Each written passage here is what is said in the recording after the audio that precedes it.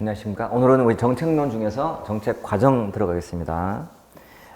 정책 과정은 이제 앞에 참여자가 시험에 나올 때가 있는데 어려운 문제는 없고 가볍게 공식과 비공식에 누가 있는지만 잘 보시면 돼요.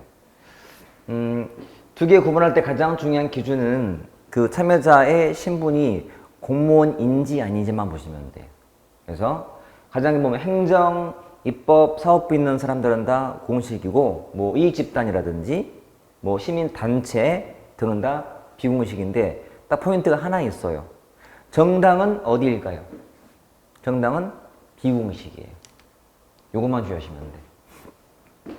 행정부 수반인 대통령, 공무원들, 국회의원들, 뭐 국회의장, 국회에 있는 뭐 상임위원회 다 공식으로 보시면 돼요. 사업부, 지방의 수반인 지방자치단체장, 뭐 지방의원들, 뭐 공무원 다 공식 참여자고, 이 집단, 이제 주의 것은 정당인데 정당이 배출한 국회의원은 공식이 맞지만 정당 단체는 비공식이에요. 왜냐하면 모든 정당원들이 공무원은 아니거든요, 그죠? 공무원은 민간 단체일 뿐인데 민간에 있는데 그냥 정부한테 어떤 지원금 같은 거 받을 뿐이에요. 보조금 같은 거. 정당. 뭐 시민단체요, 시민이요, 언론 이렇게 보시면 돼. 별거 없죠. 그래서 시험 나오면 얘만 잘 보자. 얘만. 그래서 그 내용이 쭉 나오는 거고 그 앞에 나와 있는 그 의나 그 단계는 별거는 없어요. 단계도 여러 사람들이 다양하게 마련했지만 가장 일반적인 과정이 단계가 본문의 의제부터 정책 결정, 집행, 평가이기 때문에 별건 없어. 이것도 이제 시험은 나오지 않기 때문에 참고하시면 되죠. 자, 214페이지에 있는 내용이 이제 지금 봤던 참여자의 내용이에요. 공식, 비공식, 그 안에 뭐 행정부, 뭐 대통령과 관료들 쭉 나오죠. 설명드린 거고. 우측에 정당 보시면 되겠다. 자, 여기서는 중요한 것은 그 로마자 4에 나와 있는 정책 네트워크 모형인데요. 모형. 이게 중요한 거예요. 시험은 자주 나오기 때문에 잘 정리하시되 일단은 등장 배경에 나와 있는 지문들이 있죠. 그리고 개념만 잘 보더라도 정책 네트워크는 벌써 정책을 만드는 과정에 혼자가 아님이 이미 표시가 되어 있죠. 네트워크니까 연결시켜서 연결망 이렇게. 그래서 여럿이 세면 다 보시면 되고 그 등장 배경 같은 경우는 자 동그라미 1부터 5까지의 그 지문들이요 늘 그 시험에 나올 때는 문항으로 들어가기 때문에 읽어보시면 돼요. 예를 들어서 뭐 사회학에서 이용했던 네트워크 분석법을 정책에 도입했다. 이런 식의 질문이 나올 거예요. 거의 틀리게는 안 나오고요. 안 나오고 거의 맞게 나오는 거라서 대신 이제 틀리게 나왔던 것이 밑에 5번이었어요. 5번. 그래서 국가 중심의 접근과 사회 중심의 접근을 접목을 한 거거든. 그러니까 한쪽 중심의 정책 과정을 이렇게 보완한 거예요. 같이 하기 때문에. 네트워크니까. 그거 보시면 되고. 자, 넘겨보시면 특징도 나오죠. 특징. 자, 문제별로 만들어지고 정책 문제별로 다양한 참여자가 있으며 연계가 되어 있고 네트워크, 연계망이니까요. 제가 처음부터 계속 말해오지만 모든 그 내용들은 단어로 푸시면 돼요. 단어가 가장 큰 의미가 있다 보시면 돼요. 자, 4번 경계가 있다. 형광색 발라줄게요. 자주 나오거든. 경계가 있다. 그러니까 참여자하고 비참여자를 구분짓는 경계가 있다는 거예요. 그리고 밑에 저도 특징에도 뭐 1번처럼 참여자들의 상호작용을 조정하는 규칙의 총체며 또 패턴 찾는 데 이용되며 그러니까 참여자들을 막 조사해봤더니 대략 이런 사람이 모이더라. 전문가들이 모이는 게 있고 또는 뭐 모든 자들이 다 모이는 게 있고 패턴을 찾는 데 필요하다는 거죠. 네트워크 모형 자체가. 그리고 6번 가변적이다. 이 네트워크는 한번 구성이 되면 뭐 불변이 아니고 변화 가능하다. 가변적이다 하는 말이 나와요. 그래서 시험에 나왔던 단골 내용이 경계 없다. 틀리게 만들 때 또는 한번 형성이 되면 변동이 불가능하다. 이렇게 틀리게 나와요. 그것만 주의하면 되겠어요. 그 다음에 모형, 유형 보자. 유형. 시험은 이 세 가지 유형들의 내용 비교가 주로 나올 거예요. 근데 이것도 제목을 잘 보면 웬만큼의 감이 와요. 자, 하위 정부 모형. 자, 이런 말도 의미가 있어요. 하위다. 하위, 아래. 그 다음에 철, 그리고 삶 이런 말. 자, 여럿이 참여하는데 참여자가 총 몇 개란 얘기죠? 셋, 3이니까. 삼각이니까요. 삼각. 그리고 철 자체가 주는 의미는 굉장히 단단해요. 안정감이 있다. 그래서 하위정부 모형의 주된 구성원들은 관료와 의회 상임위원회하고 이 집단이라서 앞에 따서 좀 기억할게요. 관상이라고. 관상이. 예? 관상이. 대신 관료를 좀 넓게 봐서 행정기관이라고 부르기도 하고요. 그 다음에 상임위를 그냥 의회위원회라고 하게 돼요. 또는 자체를 국회의원이라고 하게 돼요. 요 상임위원회의 구성원이 국회의원이기 때문에. 그래서 관상이 해놓고 좀 넓게 해석하면 돼요. 넓게 해석하세요. 또 이 삼각의 모형은 안정성이 높아. 안정성이. 철. 단단해요. 그리고 자율성도 높아요. 그러니까 지네끼리 알아서 하는 거예요. 그 삼자들의 이익을 서로가 막 보호해 주는 거예요. 자, 하위란 말은 아련한 말이기 때문에 대통령이 관심이 많을까 적을까요? 관심이 적은 정책, 즉 분배 정책 때 주로 만드는 모형이다 이렇게 보시면 돼. 하위 정부가 하위 대통령 하위에 저 상위에 대통령, 뭐 국무총리, 각 부처가 있고요. 이렇게 각 부, 청이 있고 이게 행정부 구성이에요. 의회에도 뭐 국회의장이 있고 부의장이 있고 사무처가 있는 특히 이제 여기도 크게 위원회가 셋이 있단 말이에요. 상임위가 있고 상임위원회 그리고 특위가 있다. 특별위원회가 있다.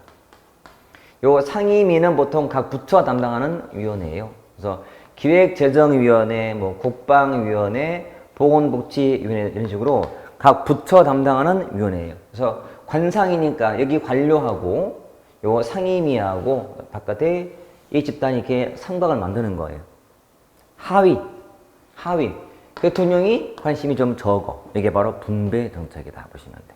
그래서 머리에 떠올리세요. 하위, 아래. 그러면 대통령의 관심이 적은 이게 떠오를 거예요. 그렇게 보시면 되고. 두 번째, 이슈 네트워크는 참여자가 되게 넓어요. 자, 이슈 번역할 때 그걸 정책 문제라고도 번역해. 이슈 또는 정책 문제. 그리고 네트워크를 다른 말로 망. 이렇게도 번역을 해요. 망.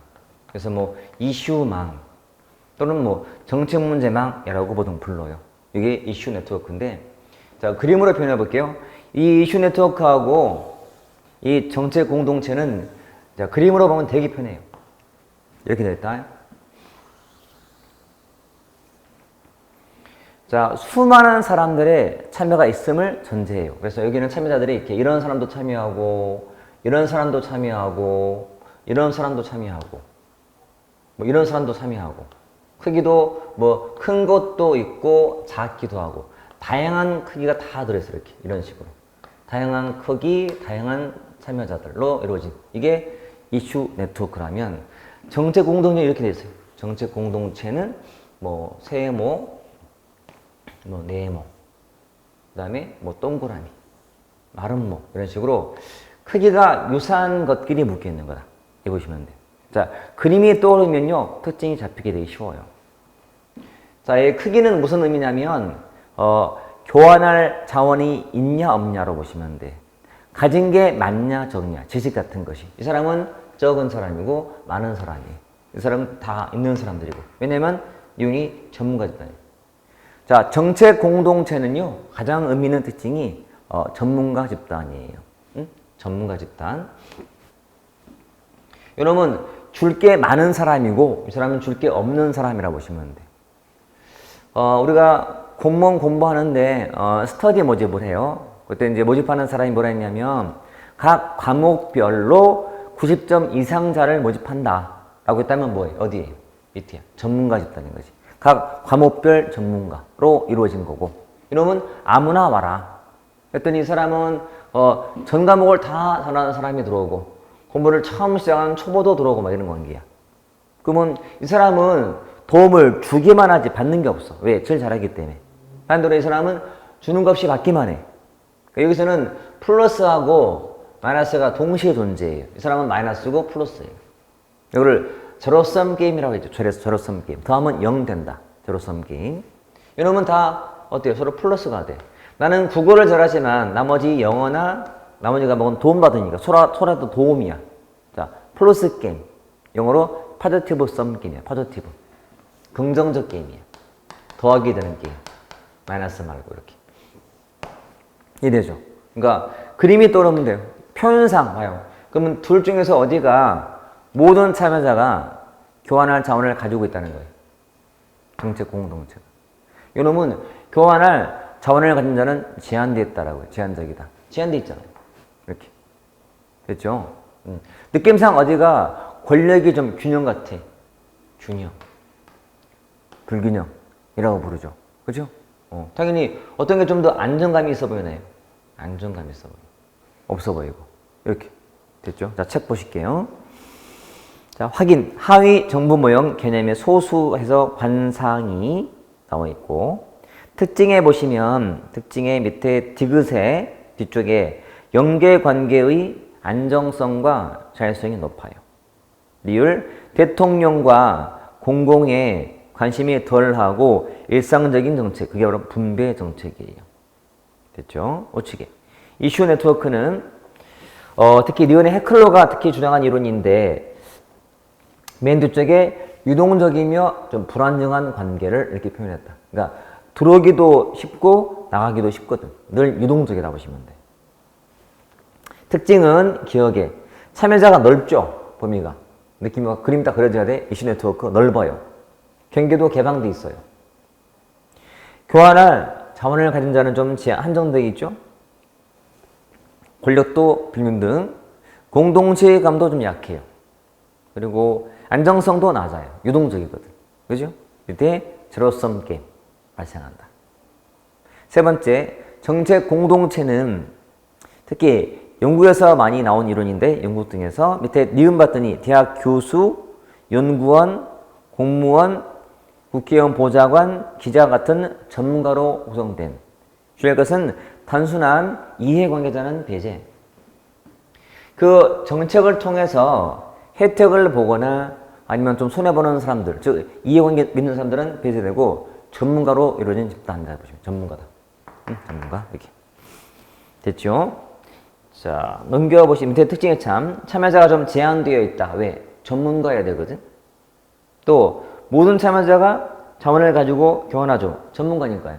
다 전문가로 통한다. 넘겨서 권력도 균형, 가치도 공유, 접촉 빈도도 높고 안정적이죠. 그리고 포지티브 쌤입니다. 긍정적입니다. 이렇게 됐죠? 자, 밑에 우측에 예제를 봤더니 무난할 거예요. 옳지 않은 것은 사회학의 네트워크 분석을 접목했다. 이런 질문들 나온다 보시면 돼요. 자, 하위 정부, 철의 삼각, 관상이. 근데 자율성이 낮아? 아니야, 높거든. 그러니까 자율성과 안정성이 다 높은 게 특징이에요. 3도 맞죠? 정치 공동체는 전문가로 이루어진 집단이라서 이슈망보다는 좀 참여자 수가 더 적거든. 그죠? 그 다음에 4처럼 이슈 네트워크죠. 네트워크는 행위자들의 특정 이슈에 대해서 공식, 비공식적인 채널을 통해서 영향을 주는 거고. 이렇게 무난한 질문이고. 1과 3은 그냥 있는 질문이고요. 어차피 시험은 특징이 나온다. 특징은 세 가지의 특징을 낼 거니까 세 가지를 잘 비교하면 되는 거죠.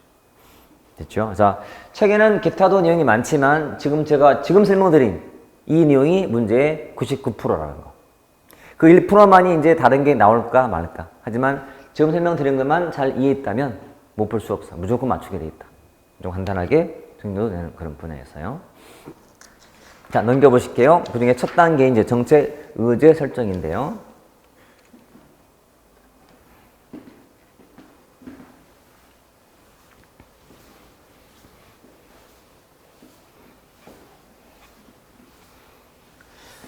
자, 이제 이만큼 수업을 이제 들은 분들은 좀 공부 상태가 많이 진행됐을 거예요.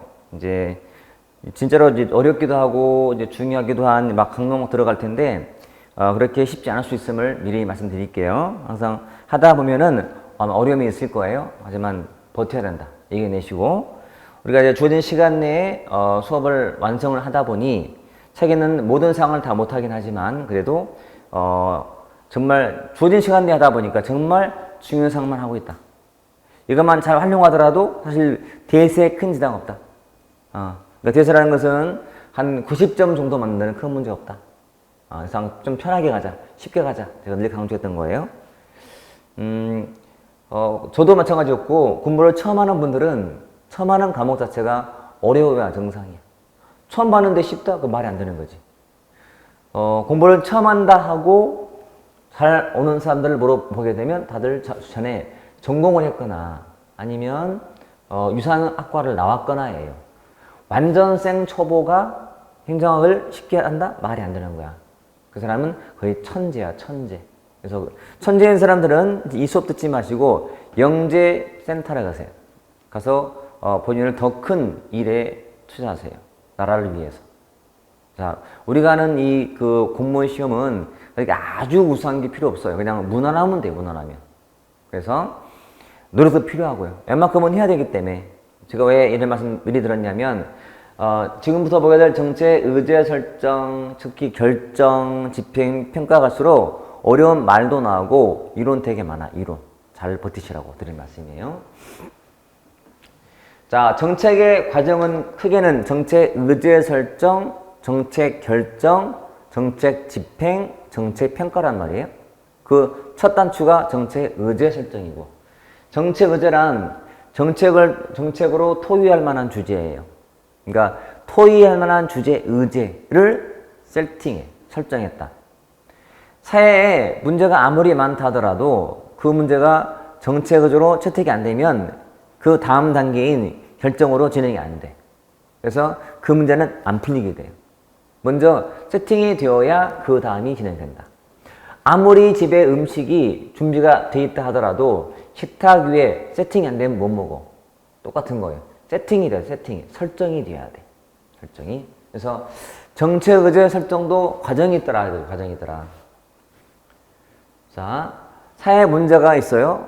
문제가 있고 이게 이슈가 돼요. 문제라는 것은 결함을 의미해요. 결함. 문제가 결함이 생겼다. 실업 결함. 뭐 환경에 문제 생겼다. 문제. 이 문제가 이슈가 돼요. 이슈.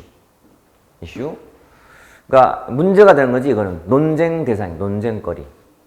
이게 체제 의제가 됐다는 것은 대다수의 관심을 받고 있는 상태가 된 거예요. 자, 결함에 대해서 사람들이 막 의견이 분분해요. 이슈가 되고 이게 더 많은 사람들이 공감하게 되어서 정부가 좀 해야 되는 거 아니야?까지 이런 거예요. 이쯤 되면 정부가 좀 나서야 하는 거 아니야? 라고 대중들이 공감하는 중. 이게 공중의제의 토의의제의 환경의제라고 보시면 돼. 그렇게 해서 정부가 채택했어요. 이게 정책 의제 설정이고 제도의제, 공식의제, 행동의제, 정부의제라고 불러요.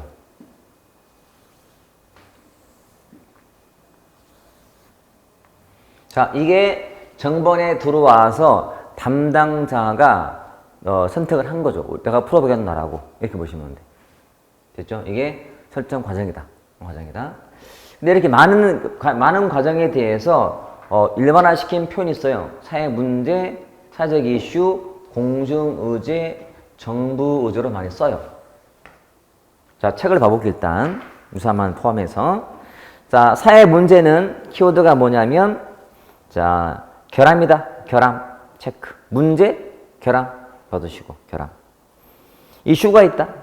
이슈는 기억의 뒤처럼 이건 일치가 안 되어서 니은처럼 중간에 논쟁 대상이다. 논쟁 대상 보시면 되고. 됐고. 그 다음에 체제 의제는 기억 다 미주국이에요. 일반들 중에 주목을 받을 가치가 있으면서 정부가 해결한다라고 공감 중이에요. 공감. 이게 체제 의제예요. 아직은 문서화되거나 공식화 안 된 상태고 이거를 공중의제 또는 뭐 환경의제 등으로 불러요. 이렇게 표현이 되게 많아요. 아직은 채택하기 전이야. 채택 전이다 보시면 돼.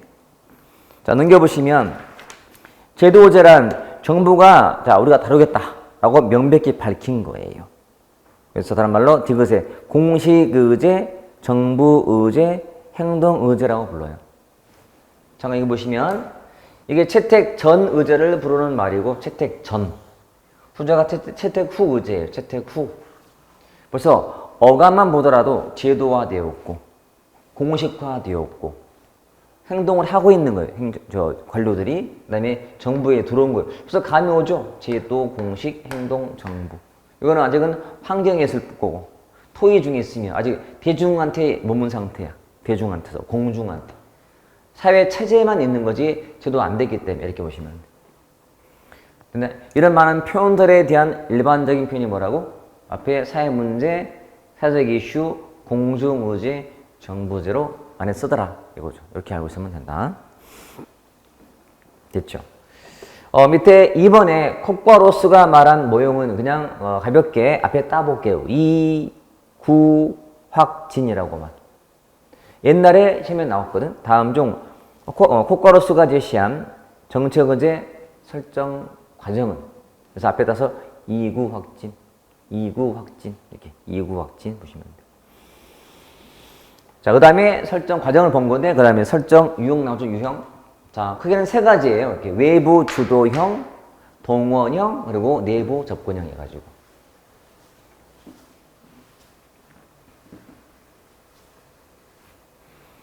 자, 이것도 단어를 크게 안 벗어나잖아요. 외부에서 주도한다. 외부란 어딜까요? 정부 밖이다. 밖에서 주도한다. 그리고 동원형은 누가 동원한다는 거지? 동원 훈련? 동원한다? 강제 동원령? 강제 동원령? 이렇게.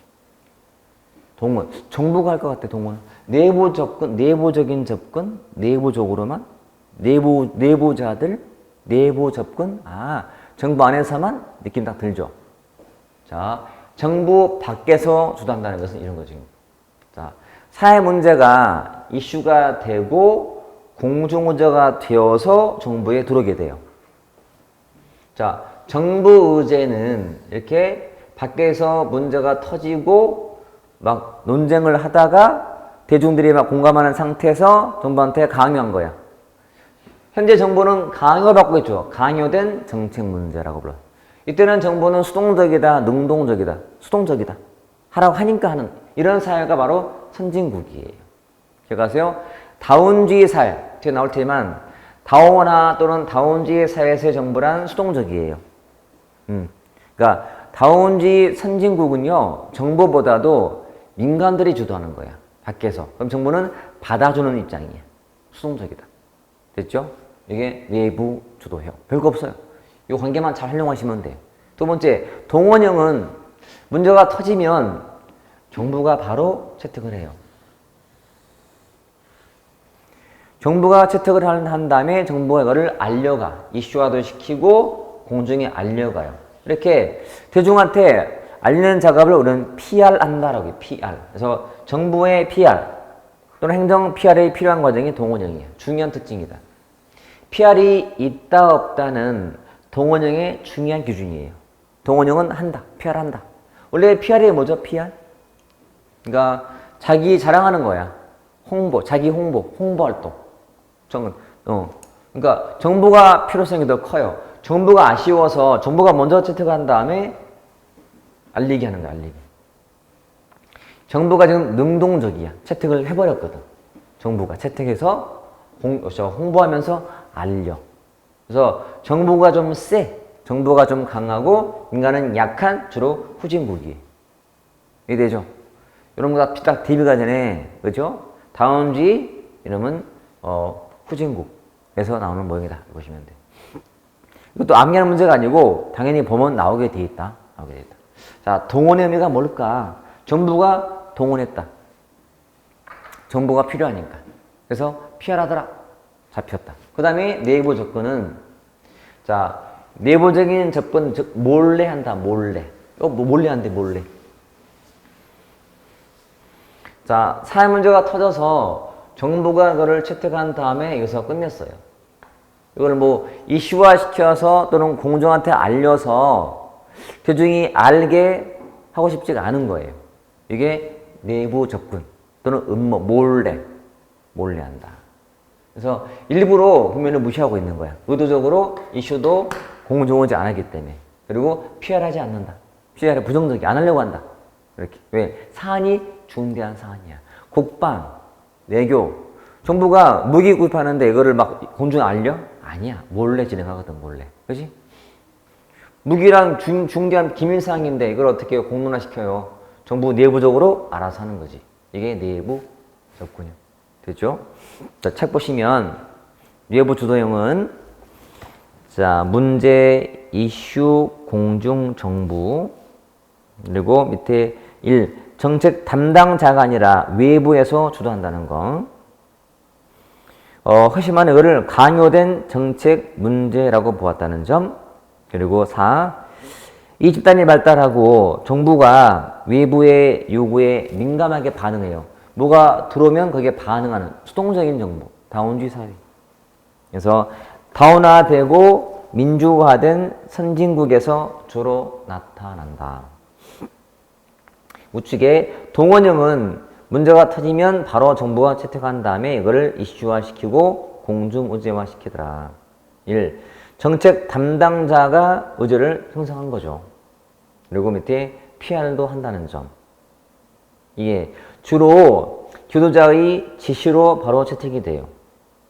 그리고 나중에 공중의제화 시켜가는 것이고 채택된 정책 문제라고 했고 전문가의 힘도 강하고요. 결정 과정이 더 분석적이다. 다 밑줄이에요. 이거를 이제 국민한테 알리기 위해서는 전문가를 데려다가 왜 필요한지 한번 준비해봐. 발표하더라도 글런트하게 발표해야 되기 때문에. 그래서 전문가의 힘이 강해. 그리고 좀 더 분석을 많이 해. 그래야 어떤 질문사항이 있으면 바로 답할 수 있기 때문에. 또는 정당화 가능하니까. 5. 정보의 힘이 강한, 민간의 힘은 약한. 주로 후진국이다 이거죠. 자, 올림픽 개최 같은 거, 우리 그 스포츠 이벤트는 우리가 하라고 강요한 게 아니에요. 정부가 알아서 한 거지. 그지? 몰래 했나요? 그것도 아니야. 드러내놓고 하잖아요. 홍보도 하고, 뉴스는 막 나오잖아요. 당연히 동원형이죠. 자, 내부 조건은 음모형인데, 몰래. 그래서 정부, 문제 터지면 정부가 채택하더라. 그 말이고. 2. 국민이 알면 좀 곤란한 사안이 있어요. 그때 한다 보시면 돼. 일부러 국민을 무시한다. 밑에 사례처럼 통신사업자 선정한다든지 무기 도입 문제 또는 외교 국방 같은 뭐 지원사업 같은 것은 몰래 한다. 음모다. 음모. 몰래. 음모. 자, 밑에 비교됐죠. 동원형과. 둘 다 정책 담당자가 주도해요. 봐요. 얘도 정부가 주도하거든. 단지 뒤에 이슈가 없을 뿐이지. 공중의제가. 하지만 앞에 동원형은 정부가 주도하되 이슈화도 하면서 하는 거거든. 나라면 뭐 공통점. 차이에 따르면 동원형이 좀 지위가 높다는 거예요. 그러니까 지도자가 지시하니까 바로 채택하는 거예요. 그런 다음에 홍보 작업도 들어가. 홍보. 사대강 사업. 정부가 지시한 거야.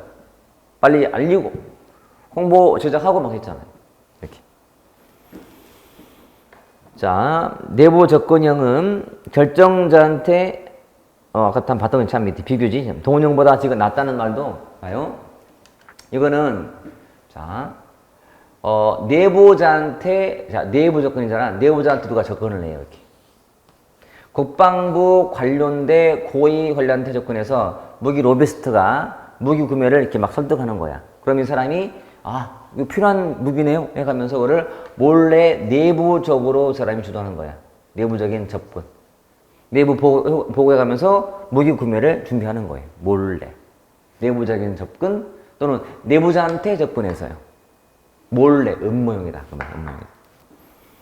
이거 당연히 PR을 했고 안 했고 차이. PR을 했고, 이건 안 하고 앞에는 했다. 차이점 보시면 돼. 그래서 아까 우리 동원형은 지도자가 지시하는 거야. 야, 사대강 빨리 해. 지위가 높아요. 좀 낮다 보시면 돼. 비교. 봤죠? 여기까지가 일반적인 논의들이고요. 밑에 그 참고에 나와 있는 그 피터 메이의 의제 설정 모형은 읽어보세요. 시험은 한 2번 나왔어요. 2번. 그래서 외부 주도형, 동원형 박스 보고 있는데 붙이기형, 내부 주도형 같은 거. 읽으면 그냥 금방 나올 거야. 됐고 넘겨보시면 226에 있는 설정 과정과 그 모형이 2018년도에 시험에 나온 모형들인데 사실은 좀 지엽적이라서 큰 가능성 없어요. 더.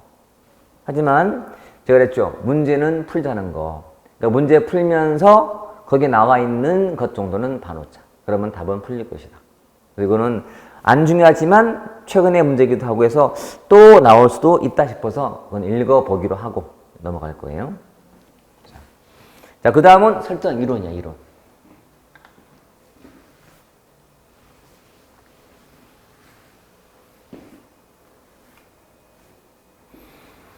자, 정체의제 설정 그러면 시험에 나올 것이 뭐냐면 설정 과정, 설정 유형, 설정 이론이고요. 제일 자주 나오는 것이 지금 뭘 이론이에요. 이것도 자, 이 엘리트론과 다운주의론 간의 논쟁이긴 하지만 그 중에도 나올 게 거의 정해져 있어요. 그것만 거의 한 97%, 8% 나와요. 나머지가 한 1, 2%인데 다른 게 언급될 수가 있는 것이고. 자, 둘 다 기본적인 문제의식이 뭐냐면 정체의제 설정 과정을 누가 주도할까? 이 주도 논쟁이에요. 주도 논쟁. 누가 주도하지?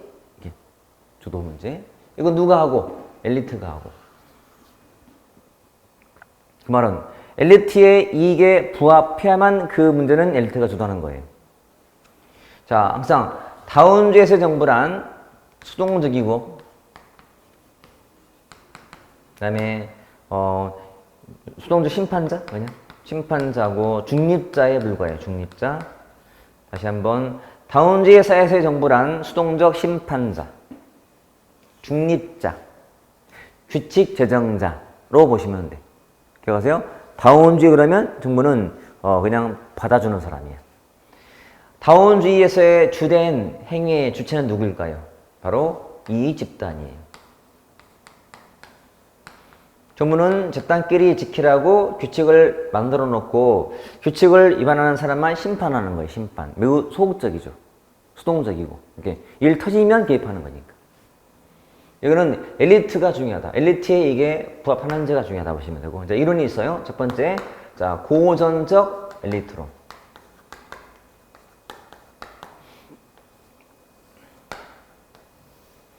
이것도 이제 초기가 있고 초기 이론가가 있는데 초기 이론가 대표가 자, 모스카 그리고 파레토, 미헬스예요.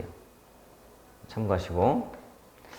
학자가 아주 중요한 건 아니지만 가끔은 나오긴 나와. 근데 저는 굳이 뭐 안 중요하니까 안 봐도 된다라고 생각하는데 푸는 사람 입장에서는 모르면 좀 불안할까봐 단순한 학자님과 많이 반복하시면 돼. 모스카, 파레토, 미헬스, 초기. 그러니까 기본 내용이 뭐냐면 엘리트에 이게 부합해야 한다 뜻이. 그랬더니 반박해 다운론에서. 자, 이것도 이제 다운주의 중에도 자 초기에 고전적 올려먹기 왼쪽에다가 당연히 요건 따로 권한 공격기다. 이게 어차피 고전기 때 엘리트에 이게 부합하면 된다라고 입장이기 때문에 그 다음에 나온 것이 다운론인데.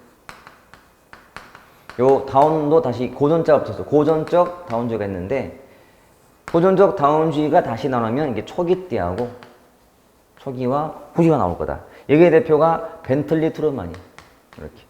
이건 똑같아.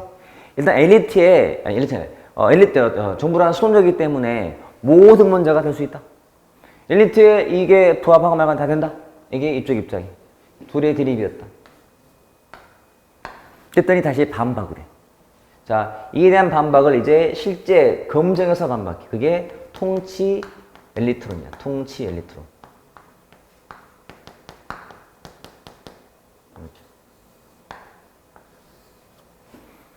자, 밀스라는 사람과 밀스가 제시한 것이 밀스의 지위접근법이고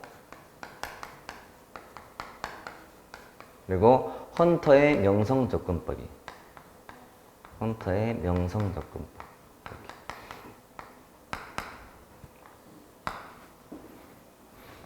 자, 벌써 딱 단어만 봐도 느낌 오잖아요? 지위접근법, 밀스의 지위접근법, 헌터의 명성접근법. 지위가 높은 사람들, 명성이 있는 사람들이 다 누구? 엘리트. 그러니까 요 이론적인 논쟁을 여러분 실제 검증으로 비판하다 보니 다 이게 실증적 이론인데 실증 또는 경험적인 건데 조사해본 거예요. 만약에 어떤 지역에 제일 명성이 있다 그러면 누구일까요? 아마 그 지역의 단체장, 그 지역의 유명한 회장, 그 지역의 유명한 무슨 법원장, 아마 명성이 있거나 할 거예요. 지위가 높을 거예요. 실제로 해봤더니 여러분, 그 기관, 시장이라는 사람이 자기가 재임할 동안에 다음 선거할 때 불리한 정책을 할까 안 할까? 안 할 거란 말이에요. 보여주는 거야. 봐라. 4년간 재임할 동안에 지금 엘리트의 이익에 반하는 정책은 없지 않냐? 봐라. 보여주는 거야. 실제 검증해서. 그랬더니 재반박을 해요. 그게 이제 요 후기에 나오는 요 고전적 다원론의 뒤에 후기에 나온 이점으로서 이게 로버트 달이야. 로버트 달. 자, 달도 넓게는 고전적 다원론가인데 좀 늦게 나온 거야. 달도 실제 검증했단 말이야. 자, 뉴헤븐시. 뉴헤븐시를 연구해봤더니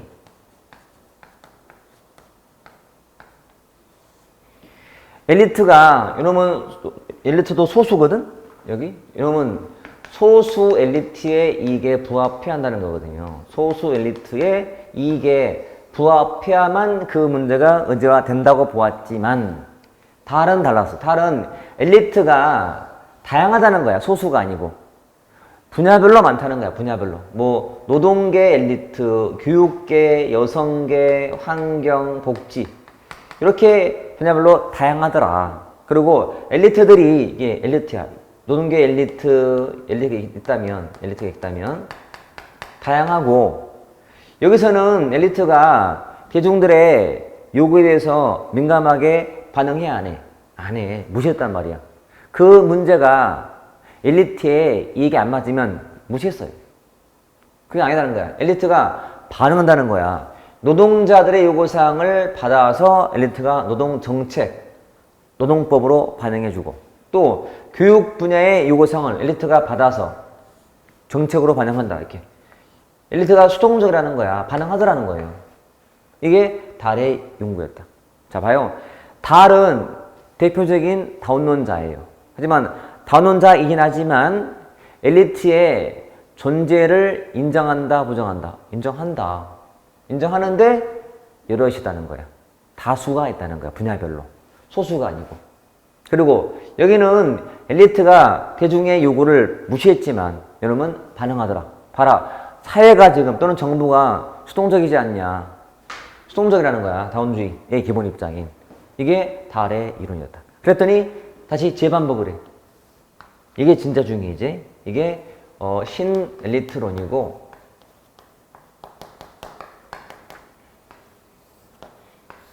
자, 이게 다른 말로 이 무우사 결정론이에요. 무우사 결정론.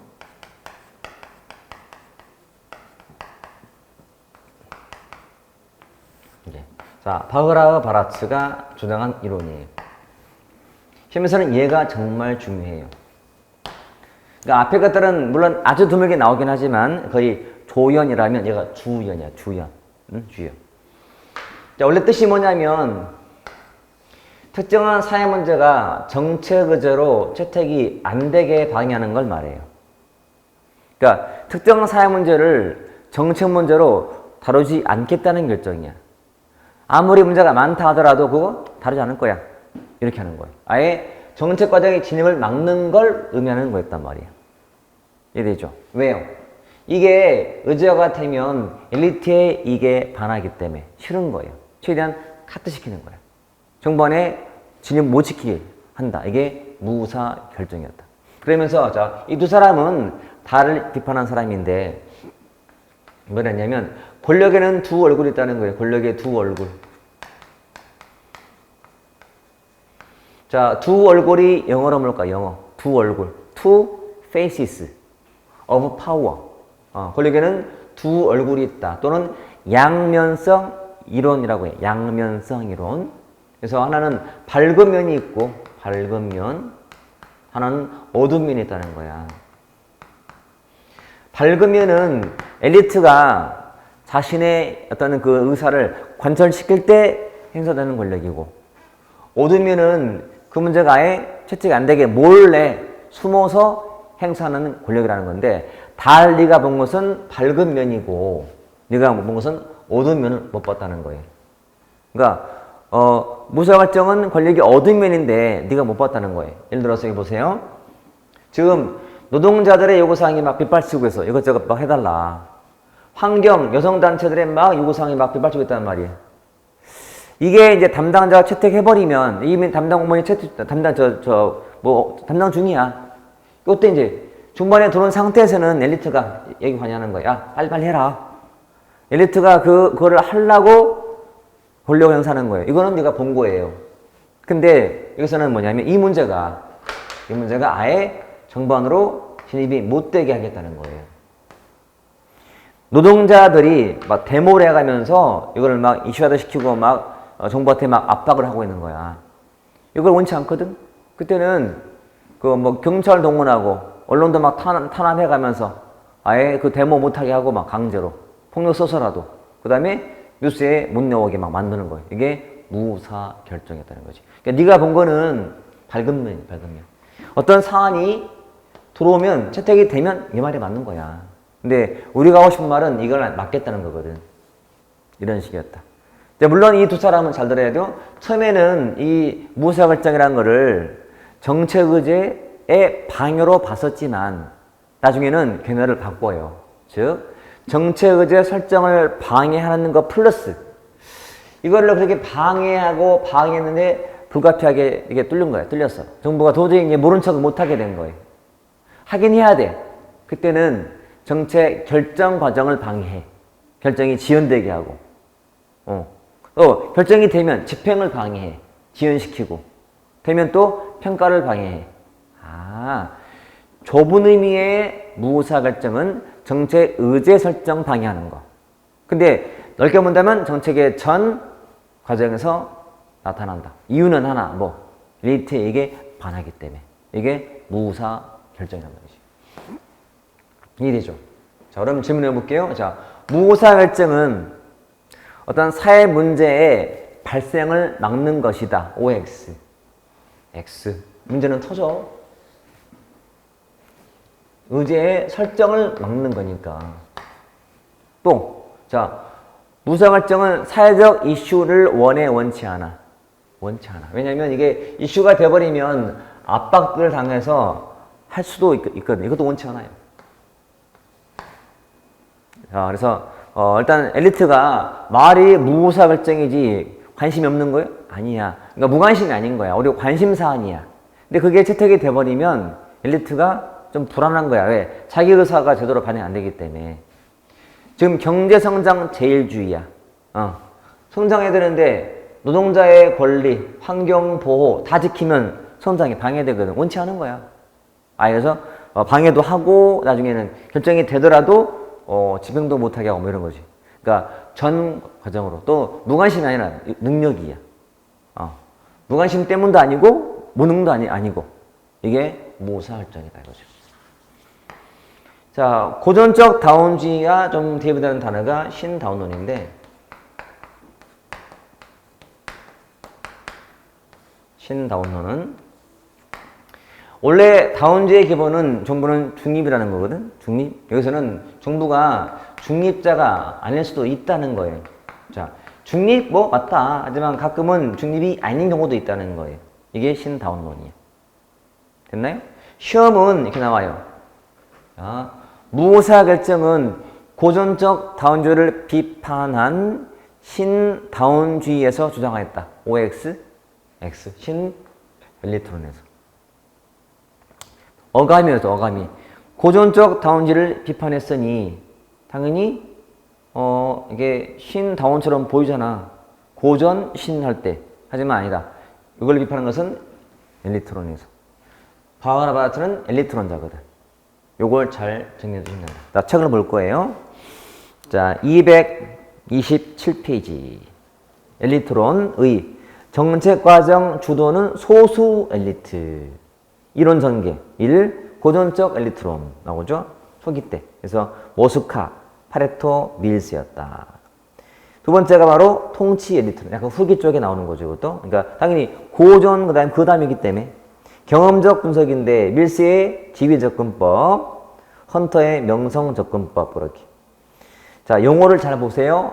지위, 명성 그렇게 해놓고 이때 3. 신엘리트론 무사 결정론이죠. 의 A번에 엘리트의 가치나 이에 대한 잠재가 됐건 명시가 됐건 그 도전을 억압 방해하는 거예요. 됐죠? 즉 엘리트의 이익에 반하는 특정 문제는 정책적으로 다루지 않겠다 하는 결정이다. 넘겨보시고 자 등장 배경은 바라바라츠 등 누가 신엘리트론자 동그라미 저기 신엘리트론자 동그라미 고전적 다운론자인 달의 뉴헤븐시를 비판했다. B. 그들은 권력의 두 얼굴, 즉 양면성 이론에서 자 로마자 1번에 뭐 뒤에 밝은 얼굴과 뒤에 어두운 얼굴을 구분을 한 다음에 이 중에서 달 너는 밝은 면은 보았다. 하지만 어두운 면은 못 봤다. 라고 비판했던 거죠. 됐죠?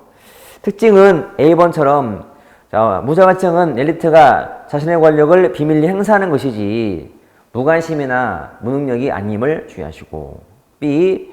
좁은 의미는 의제 채택에서만 나타났지만 넓게는 전 과정으로 확장시켰다.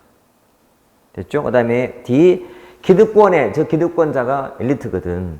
소녀가 되는 문제는 고려 않는다. 따라서 이 일반 대중이나 약자는 무시하더라. 오로지 엘리트의 이익만 추구하니까요. 이게 무사 결정론이고 흰 엘리트론 입장이다 이거죠. 자, 우리나라 과거에 우리나라는 노동 문제나 환경 문제가 없었나요? 많았지만 성장을 해야 되기 때문에 무시했다는 것이 아예 안 다루었다는 거야. 아예 정체 의제 과정으로 진입을 안 시켰어요. 아예 아무도 다루지 않은 거야. 노동, 환경 이런 문제는. 그지? 당연히 지금 많이 바뀌었지. 자, 우측에 다운론은 의 모든 사회 문제가 정책 의제가 될 수 있다. 이 입장이다. 특징해 봤더니 밑에 5 보세요. 정책 과정 주도자는 경쟁하는 이익 집단들이고 정부 역할은 이러한 갈등이 있다면 그런 갈등을 조정하는 중개인 심판자. 그래서 맨 끝에 밑줄 즉 정부는 매우 소극적인 역할을 수행한다고 봤어요. 이론 전개 넘겨서 고전적 다운론에 벤틀리 트루만 나와요. 두 번째가 달 나오고 달 다운론 의. 자, 뉴헤븐시 연구했다. 내용의 1번 엘리트가 존재하지만 동일한 엘리트가 전 과정을 지배하지는 않는다. 됐죠? 그 다음에 이분도 엘리트가 대중선호에 민감하게 반응한다 입장이었어요. 자, 두 번째 신다운주의는 이때 주요 내용에 보이면 특히 C 버튼 C 정부는 중립적 주동자가 아닐 수 있다. 기업한테 민감하게 반응하여 기업의 이익도 더 챙기는 경우도 있다. 이미 중립이 아닌 거야. 기업한테 반응해서 더 이익을 준다는 것은 이미 중립을 깬 거잖아요. 이게 신다운주의 핵심이다 보시면 돼. 됐죠? 우측에 의사 기준으로 나오지 사이먼. 자, 그거는 의 보시면 인간은 인지에 한계가 있으니 모든 문제를 다룰 수가 있다 없다? 없다. 끝. 이게 사이먼의 의사 결정론. 자, 밑에 체제이론은 체제에도 여러분 한계가 있다 없다? 있다. 여러분 체제가 모든 걸 다 들어주게 되면 체제에 부하 걸려. 과부하. 그래서 문제기가 있어서 체제에 그걸 걸러간다는 거예요. 이해됐나요? 다시 한번 사이먼의 의사 결정론은 인간의 인지의 한계 때문에 다 다루지 못한다. 그 뜻이고 이 선의 체제이론은 체제에도 한계가 있으니 다 못 다룬다는 거야. 그래서 체제의 문제기가 허용해야만 들어와서 다루어진다는 뜻이야. 둘 다 결국은 다 다룰 수는 없다는 거야. 하나는 인간의 한계요, 하나는 체제 한계 때문에. 가볍게 보시면 돼. 가끔 언급이 되는 거라서 그렇게는 안 중요하니까. 됐죠?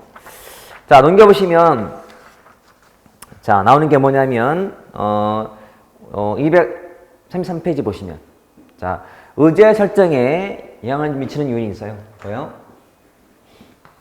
먼저 딱 그림이 그려져야 돼요. 이 정책 의제에 설정을 하라고 미치는 영향들이에요. 어떤 경우가 정책 의제의 채택이 쉽냐, 또 어렵냐예요. 만약에 이 문제가 중요할수록 채택 가능성은 높다, 낮다? 높지. 쟁점화의 정도가 커야 작아야? 커야 쉽지. 이런 거예요. 다 쉬운데. 자, 그 문제가 해결 가능성이 있어야 없어야? 있어야 쉽다. 그 문제를 다룬다 하더라도 해결 가능성이 없다면 다루지 않거든. 이런 거예요. 주의사항 하나 있다. 자, 잘 들어봐요. 비용 부담이 소수고요. 다수가 이익 보는 정책은 의제화 가능성이 높다, 낮다? 다시 비용 부담은 소수가 하고요. 그 다음에 다수가 이익 보는 문제예요. 이런 문제는 정책 의제화 채택이 쉽다, 어렵다? 어렵다는 거예요. 왜냐면 비용 부담을 소수가 한다는 것은 그 부담은 안다는 얘기거든. 내가 부담한다는 것을 반대를 해요. 그 뜻이야. 그래서 이 중요성, 그다음에 내용상 나오죠. 밑줄 그을게요. 비용 부담자가 소수이고 수혜자가 다수인 정책은 의제화 가능성이 낮다. 그리고 선례가 있는 게 쉽다. 극적 사건 있는 게 쉽다. 해결 가능성이 있어야 쉽다. 쟁점화가 커야 쉽다. 이런 식이에요. 그냥 상식이죠. 자, 2번에 하나만 체크한다면 밑에 그 2번에 있죠. 조직화 정도가 높은 동그라미. 조직화가 잘 돼 있어야 채택이 쉬워져요. 그 문제를 담당할 조직이 잘 돼 있어야 채택을 한다는 뜻이에요. 그것만 알면 돼. 나머지는 상식이니까. 그렇게. 자, 한 번만 정독해 보시면 돼. 그 부분은 넘겨보시고, 자, 예제 풀어볼게요. 자, 예제 1번. 자, 정책 의제 설정 모형으로 옳지 않은 것은 외부 주도형은 자, 다운지 모형이었죠. 우리 여기 보세요. 다운지 때는 누가 행위 주체라고? 이익 집단이기 때문에 그 말이야 지금. 그래서 이 집단이 발달하고 정부가 외부에 민감하게 반응하는 바로 다운지 체제에서 나타난다. 그 뜻이야. 이해되죠 이제? 이 내부 접근형은 대중의 지지를 얻기 위한 공중 의제 과정이 없었죠. 근데 동원형은 있었죠. 그래서 둘은 다르다는 거야. 즉 PR을 안 하고 차이있다는 거야. 동원형은 하고 안 하기 때문에 얘는. 근데 자, 3. 외부 주도형은 사회 문제가 바로 정부 문제가 되었던가요? 아니잖아요. 외부 주도형은 사회 문제가 터지고 이슈가 되고 공중의제를 거쳐댔잖아요. 바로가 아니고 틀렸잖아요. 그리고 4처럼 동원형은 정부의 영향력이 크고 민간은 약간 후진국형이잖아요. 맞는 말이죠. 예제 2번 무사결정 옳지 않은 거예요. 1. 고전적 다운지를 비판했죠. 특히 달 비판했던 신엘리트론, 즉 엘리트론이다 그 말이지. 2번도 의제 설정 단계뿐 아니라 결정과 집행에도 나타났지. 전 과정에서. 3. 지배적 가치나 신념을 내세워서라도 그걸 막고자 하는 거예요. 맞는 말이고. 다 4 봤더니 가치의 재분배를 추구하는 사람들한테는 유리해, 불리해? 불리하지. 가치의 재분배를 원하는 사람들은 약자들이에요. 자, 무사결정은 기득권주의예요. 엘리트라고 하는 이미 이익 갖고 있는 사람들한테 불리한 것을 막고자 하는 것이지 약자들은 필요하기 때문에 주장하는 바예요. 하지만 엘리트는 싫은 거지. 그런 거니까. 다음에서 4번 가면 되죠. 지금 배웠던 정책의제 설정은 그래도 다른 거보다 좀 무난한 주제긴 한데 지금 봤던 것처럼 이런 흐름 있잖아. 엘리트론과 다운론의 흐름 하에서 특히 얘를 딱 중심에 놓고 비교하시면 돼. 얘가 나올 때는 얘가 나오는 거예요. 달도. 이 관계만 잘 정리해 보시면 된다. 이거죠. 됐죠? 자, 쉬었다 보실게요.